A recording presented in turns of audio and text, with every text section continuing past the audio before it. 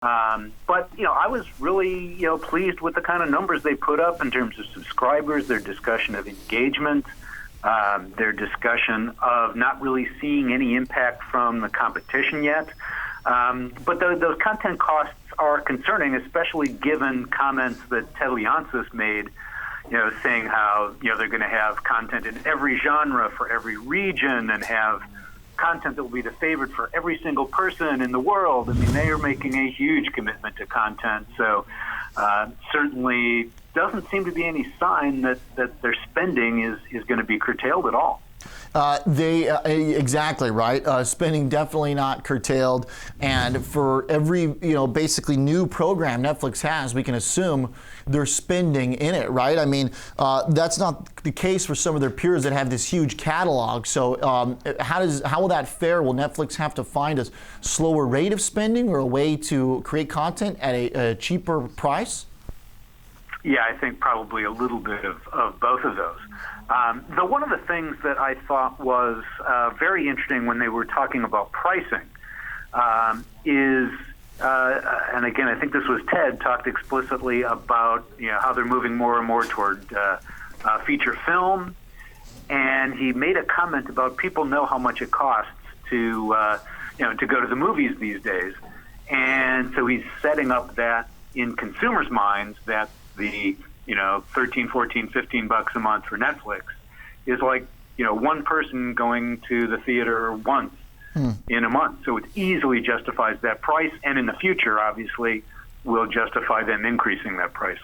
So then, when they say glide path is what Reed Hastings used to describe their path towards profitability, doesn't sound like he's in any rush, Jim, but he does say it's not going to come from shrinking back our content spending. So then to me, the number to watch is basically going to be their churn and retention rate, right? Because if that theory holds, then we should basically never see any Netflix cancellations.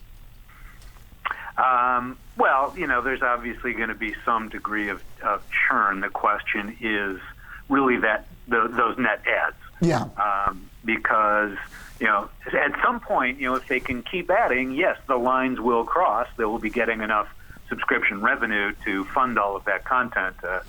But that's, again, and it doesn't seem like they're in any hurry to get there. But, barring any other changes, they're just pushing on that same formula until they reach the point where the lines cross. Right. How much their whole language and presentation shows that they have made this shift away from their past. And they're not even talking streaming that much. They're talking about being a studio. They're talking about franchises. They're talking about sequels. They're talking about launching new brands. That is studio talk. And another thing Ted Leonsis said about the feature films in particular was how those translate more easily globally than TV shows. And that's exactly the way the traditional movie studios are thinking these days. So, Jim, before we let you go here, because we're going to do a little trading on it, what's going to be the metric you look at to see, all right, is this company going in the right way? Because even as they do get this big content push with high-quality directors, actors, and such, this is like the biggest cash burn we've still seen. So it's like that metric's going in the wrong direction.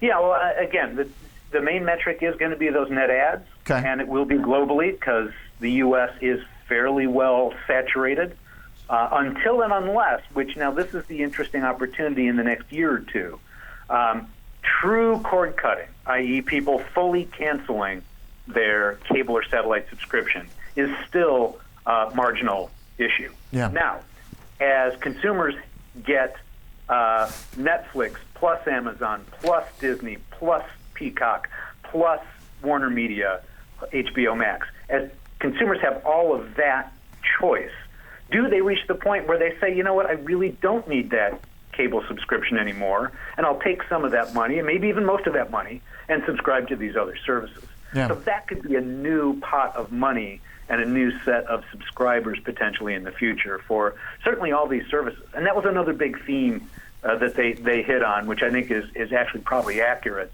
that the issue here is this shift of consumer viewing behavior away from linear television to a streaming kind of relationship. So still some cord cutters to come. Hey, before I let you go, Jim, do you have a price target on Netflix? Has changed? What is it right now? Yeah, I'm not a financial analyst, so I don't don't look at pricing projections. All right, appreciate it, Jim. Really good stuff here on the fundamental analysis.